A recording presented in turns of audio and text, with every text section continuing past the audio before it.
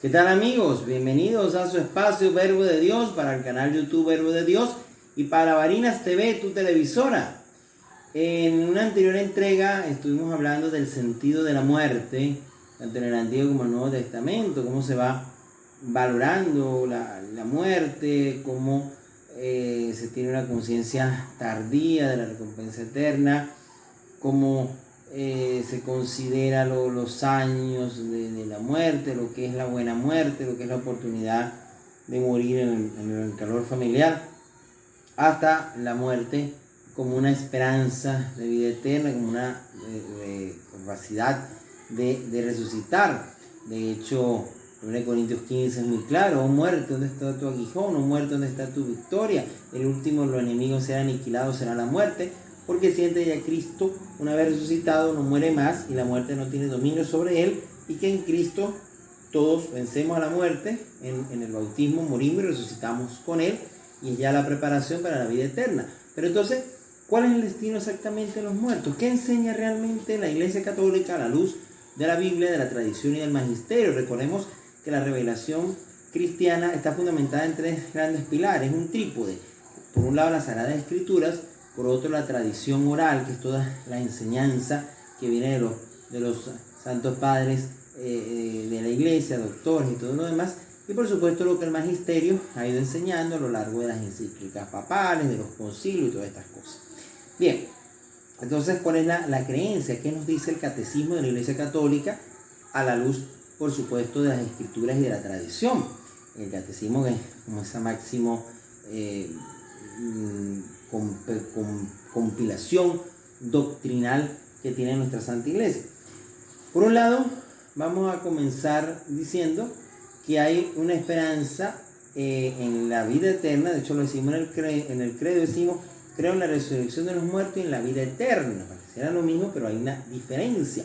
Ya desde el Antiguo Testamento se hereda la creencia en la resurrección de los muertos, la resurrección del día final, la resurrección al final de los tiempos, donde el Señor juzgará de sus acciones. Para los judíos, los muertos iban a una especie de Seol o de Hades, estaban como en una especie de limbo hasta que haya la resurrección del día final. El cristianismo mantiene esta creencia. De hecho, se habla de resurrección al final de los tiempos para el premio de vida eterna y para una restauración de la creación. Un poco Cristo y también la Virgen María en su asunción en cuerpo y alma al cielo son imágenes de lo que sucederá con la humanidad entera al final de los tiempos. Por eso dice San Pablo en 1 Corintios 15: no todos moriremos, pero todos seremos transformados. ¿Por qué? Porque los que han muerto resucitarán, unos para el premio, otros para la condenación, y su cuerpo tiene que ser glorificado, como el cuerpo de Jesús, que es un cuerpo, sube al cielo, baja el Espíritu de Dios, baja el Espíritu de la segunda persona de la Trinidad, pero sube en cuerpo y alma, un cuerpo glorificado, un cuerpo divino. Y es lo que sucederá por nosotros al final de los tiempos. Pero aquel que esté vivo, cuando Jesús venga por segunda vez, cuando sea el juicio final, no sabemos el cuándo ni el cómo, solo en esa creencia, obviamente su cuerpo tiene que ser glorificado para que pueda ser tal como Dios. De hecho, algunos dicen el ver a Dios, más que verlo cara a cara como una persona, es porque lo seremos tal como Él, seremos como Él, nos asemejaremos más a Él. Eso es parte pues de la teología del alma que maneja la iglesia. Pero mientras, obviamente, el alma, somos alma y cuerpo, el alma, decía Santo Tomás de Aquino, puede vivir como sustancia incompleta mientras el cuerpo está sepultado.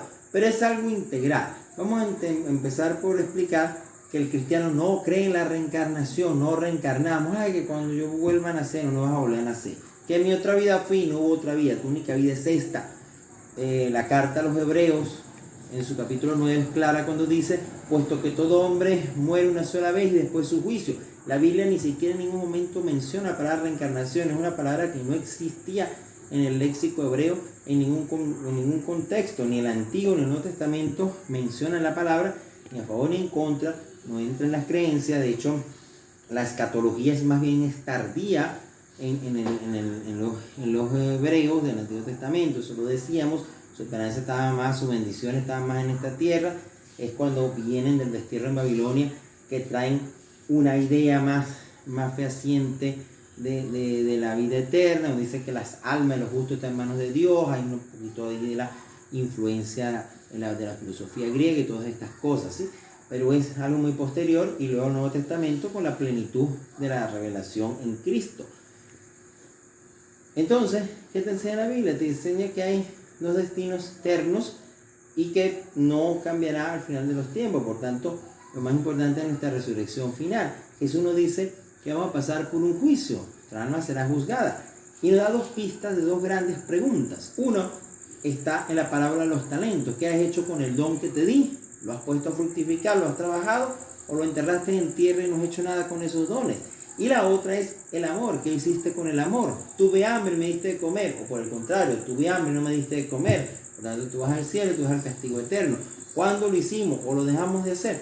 Cuando lo hicieron o dejaron de hacer por el más pobre, lo dejaron de hacer por el propio Jesús, porque Él está en cada uno de esos que sufren y necesitan de nuestro amor y de nuestra ayuda. ¿En qué cree exactamente entonces la Biblia?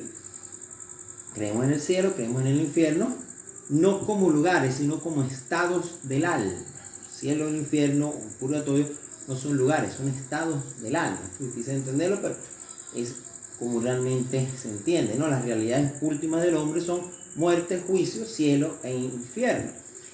El infierno es ese estado del alma donde el alma está pues separada de Dios eternamente, donde va con los demonios a una condenación eterna, a la eterna desesperación, a la eterna rabia. La iconografía, la tradición, el teatro, ¿qué pasa?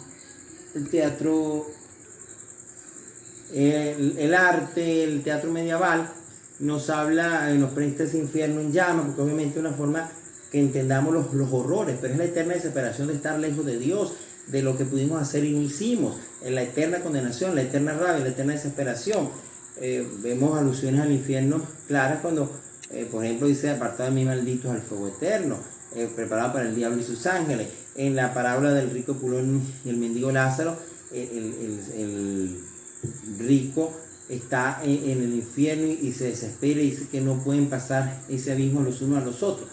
Y obviamente el cielo es lo contrario, es el estar junto a Dios, es la visión beatífica, es como dice Pablo en 1 Corintios, el verlo cara a cara, el conocerlo a Él como Él me conoce a mí, al llegar a ese premio castigo eterno, el no sé qué hacer, seguirme con Dios o seguir en esta tierra. Dice San Pablo, obviamente es mejor estar junto a Dios. Vemos en el rico Pulón como Lázaro está en el cielo, en el seno de Abraham, en separación de buenos y malos. En el juicio final vayan al cielo preparado para sus ángeles. Él está continuamente junto a Dios. También lo vemos de manera ángeles, nubes, todo lo que consideramos lo más hermoso, lo más perfecto que podemos entender humanamente. Pero no podemos escribir el cielo. El mismo Pablo dice: el ojo no vio ni el oído escuchó lo que Dios tiene preparado para los que los aman. Lo que han tenido éxtasis, como el caso de Pablo, como el caso de Santa Teresa de Jesús, lo que han hecho pues han sido formas de irlo identificando a través de simbología, las moradas del alma y todo esto. Lo importante es que la salvación, el estar frente a Dios, el estar eternamente en el amor, en la alegría, en saber que valió la pena. E intermedio a esto, la misericordia es infinita, quiere salvarnos hasta en el último momento, está el purgatorio como un estado intermedio. La palabra purgatorio no está en la Biblia, no es algo que está explícito, más sí está implícito en la Escritura y muy explícito en la tradición. Ya la segunda carta a los Macabeos nos cuenta cómo hacían sacrificios para pedir por el perdón de los difuntos. Por tanto, había una creencia que aún más, en el más allá, algunos pecados pueden ser perdonados. Pablo también habla que en 1 Corintios que se bautizaban por los difuntos, es decir, que ofrecían un tipo de ritual o sacrificio para el bien de los difuntos. Dice Pablo: aquel se salvará como el que pasa por el fuego, dando a entender que había una esperanza de purificación. El fuego purifica, como el oro se tira en el crisol para que se purifique y brille más. Si no es oro, obviamente se derrite. Son alusiones o metáforas. Jesús dice, habla de una cárcel que no sale desde allí hasta que pague el último centavo, dando a entender que hay un periodo de purificación. No estás condenado, pero tienes que purificarte, todavía hay culpas que purgar para presentarte ante Dios limpio, y estás en esa etapa de preparación. Ahí es cuando la oración, el sacrificio, buenas obras que hacemos por los difuntos les sirven para que alcancen pronto la vida eterna. Eso es lo que la Iglesia cree. No te dejes engañar con transmigración del alma, con todas esas cosas, con reencarnación. Y muy importante, orar por los difuntos, el enterrar a los difuntos. El carácter de la sepultura está en todas las escrituras, desde que Abraham entierra a Sara, y en el Nuevo Testamento igual, carácter la sepultura como algo santo. La iglesia acepta la cremación, es cierto, pero siempre y cuando sea con una intención recta para que esas cenizas descanse un campo santo. No es que las tiramos por allá, que las regamos en el río, que las damos en la casa porque nos cuide la casa. No, es para que tenga descanso eterno. Los restos son lo sagrado, es parte de la oración por el difunto. Lo mismo, el duelo va evolucionando. En el Antiguo Testamento el duelo pues adquiere un carácter muy formal, muy del Estado nacional, cuando moría pues un profeta, un rey, muy de un ritual. Pero en el Nuevo Testamento todos los casos de duelo terminan en resurrección. ¿Por qué? Porque el duelo del cristiano debe llevarlo a encontrarse con la vida eterna, a confiar que Dios no es Dios de muertos sino de vivos, pues para Él todos viven, y a que tenemos la esperanza de que ha pagado el rescate para nuestra vida eterna. Como dice el Eclesiastés, en la casa de duelo el sabio medita en que su fin va a ser también igual al del difunto y que nuestra vida está en las manos de Dios. Y como agrega el Eclesiástico 38, es importante, ¿no? No es regocijarnos en el dolor, no es motivarnos, torturarnos en el recuerdo, sino saber que estamos sujetos a la misma ley del difunto, que tenemos que convertirnos, que tenemos que ver la cara a Dios, recordar lo mejor del difunto y no ser promotores del dolor, sino por el contrario, de la esperanza. Hasta una próxima entrega.